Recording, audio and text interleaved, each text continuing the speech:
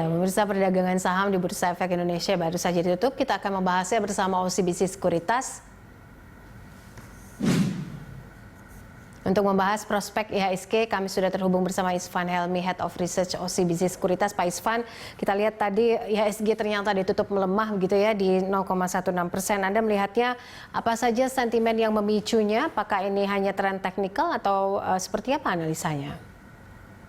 Ya, jadi selamat siang pemirsa di rumah. Jadi kalau kita lihat memang sebenarnya pelemahan ini memang sudah diantisipasi dari beberapa waktu sebelumnya, di mana kalau kita lihat memang secara teknikal kita sudah terlihat cukup pelemahan ini sudah cukup dalam, tetapi secara fundamental kami masih melihat bahwa pelemahan ini masih ada potensi sampai ke 5.600, di mana secara fundamental itu merupakan -2 standar deviasi dari dia punya historical rata-rata valuasi price earning ratio 5 tahun terakhir. Jadi ini merupakan bisa dibilang bahwa koreksi secara teknikal masih mungkin akan berlanjut, dan juga ditambah sentimen secara fundamental, secara makroekonomi juga saat ini memang masih terbilang cukup berat. Kenapa? Karena kita lihat bahwa beberapa restriction dari negara-negara di Asia ini membuat bursa Asia terutama Hong Kong ini juga melemah, karena kita lihat beberapa negara-negara sekitar kawasan Cina seperti Taiwan juga melaporkan kasus baru yang semakin hari semakin tinggi, dan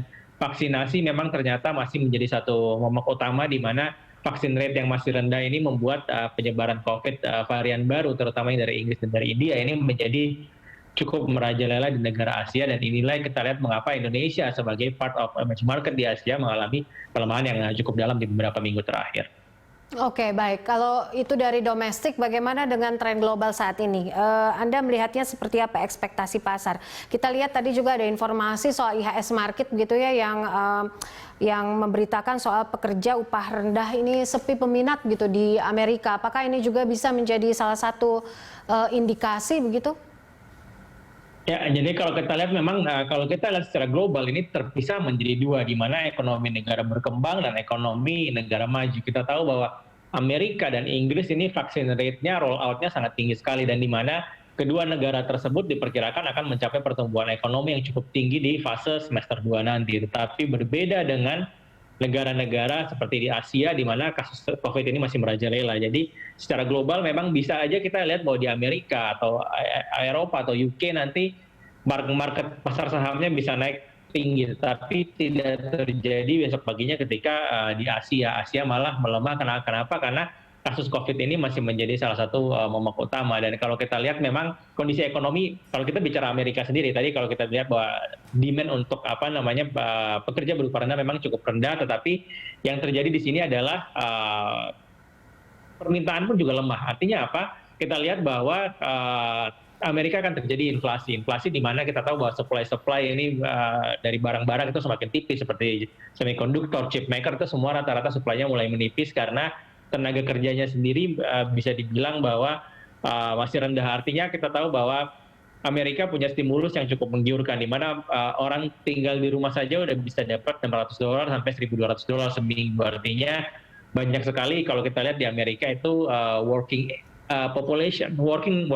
workforce terhadap population itu sangat rendah, hanya 40% dibandingkan level pre-pandemic itu 60%. Artinya saat ini kebanyakan orang Amerika lebih memilih tinggal di rumah dan mereka menerima stimulus dari pemerintah ketimbang mereka mencari pekerjaan baru. Inilah yang menyebabkan apa yang terjadi di Amerika adalah inflasi yang bisa terjadi tinggi karena shortage yang tadi saya sebutkan. Jadi bisa dibilang pisau bermata dua. Di negara berkembang masih menghadapi COVID, tetapi negara maju yang vaksinnya sudah tinggi mungkin ekonominya bisa lebih cepat recover.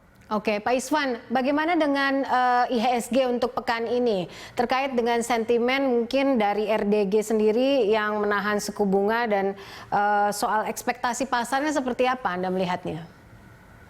Ya, jadi kalau kita lihat memang belum ada urgensi bagi Bank Indonesia untuk merubah kebijakan polisi terkait suku bunga. Memang kalau kita tahu bahwa ekonomi Indonesia ini bisa dibilang tidak terlalu buruk kena hit dari pandemi, dan kita lihat bahwa inflasi juga masih terjaga, sehingga ekspektasi pasar memang tidak terjadi perubahan yang drastis dan suku bunga mungkin tetap akan dipertahankan. Dan sampai saat ini kita lihat bahwa mungkin 1-2 bulan ke depan kebijakan masih akan tetap sama, dan sentimennya kalau kita lihat bahwa dengan suku bunga yang rendah kita berharap bahwa insentif-insentif yang selama ini telah digelontorkan pemerintah, contohnya misalnya pengurangan PPN untuk kendaraan roda 2, roda 4, ini juga harusnya bisa melihat penjualan mobil ini di semester 2 nanti melambung cukup tinggi karena sampai November kalau nggak salah untuk insentif tersebut. Jadi suku bunga rendah ini diharapkan semester 2 nanti kita punya konsumsi itu juga semakin baik dan bisa membantu mendorong GDP kita growth kembali ke level at least 4-5%. Oke, baik. Nah, untuk laporan keuangan kuartal 1 ini mengacu pada laporan keuangan kuartal 1, bagaimana dengan prospeknya untuk kinerja saham ini di kuartal 2, Pak Isvan?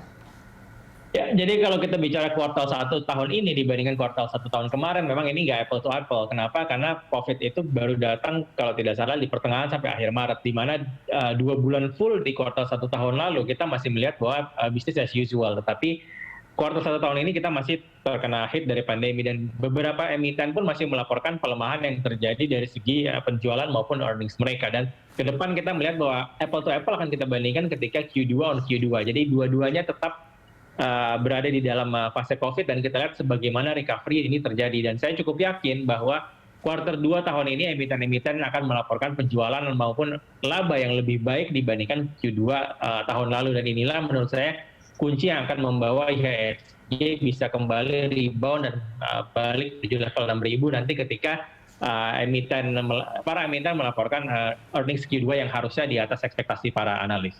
Baik, baik. Rekomendasi Anda untuk pekan ini seperti apa, Pak Isvan? Ya, jadi kalau kita bicara pekan ini memang tidak terlepas dari sentimen restriction yang dilakukan oleh beberapa negara Asia dan juga sentimen bagaimana Amerika nanti minggu ini berjalan marketnya. Dan kita lihat memang potensi IHSG untuk minggu ini potensinya adalah bergerak sideways dan cenderung melemah seperti di awal saya katakan tadi bahwa bottom IHSG secara fundamental harusnya berada di 5.600 sampai 5.650, di mana kami melihat ini adalah bottom yang cukup kuat, di mana harusnya pada saat level itu para investor bisa mulai masuk dan mengoleksi saham-saham yang sudah bottoming. Karena kalau kita lihat beberapa saham minggu kemarin, hari Jumat atau Sabtu itu sudah mencatatkan gain yang cukup lumayan, tetapi at the end hari ini juga melemah cukup dalam seperti contoh saham Telkom dan beberapa saham lain seperti Astra juga melemah. Jadi kita ngelihat bahwa potensi ke depan minggu ini mungkin cenderungnya mix dengan arah melemah dengan bottom di 5.600 dan semakin cepat itu terbentuk atau semakin cepat terkena bottom 5.600 ke 5.650, maka semakin cepat pula kita melihat bahwa rebound akan terjadi di bulan Juni mendatang. Seperti itu kalau untuk pergerakan IHSG minggu ini dan juga awal bulan nanti. Baik, prediksi IHSG untuk esok dan juga apakah berada di level yang aman atau seperti apa untuk level support dan resistannya? Kalau kita lihat sebelum kita menuju 5.650 atau 5.600 masih ada sebuah level support yang cukup kuat di 5.740 dan kita melihat bahwa besok ini masih menjadi sebuah day range trading dengan lower range di 5.740 dan upper range-nya itu di 5.800. Jadi besok tetap kami masih melihat bahwa potensinya mix melemah dengan cenderung merah ke bawah dan sebenarnya ini harusnya dimanfaatkan oleh investor mulai menyicil saham-saham yang blue chip yang bisa dibeli untuk beberapa minggu mendatang seperti Telkom, juga Astra dan beberapa saham perbankan itu kami melihat seperti Bank Tabungan Pensiunan Syariah ini salah satu bank syariah yang memang dilupakan karena beberapa investor lebih fokus kepada bank-bank syariah yang kecil yang valuasinya sudah irasional, tapi menurut kami secara fundamental BTPS ini bisa jadi alternatif juga. Baik, terima kasih Pak Isvan Helmi, Head of Research OCBC Sekuritas untuk waktu dan juga analisa.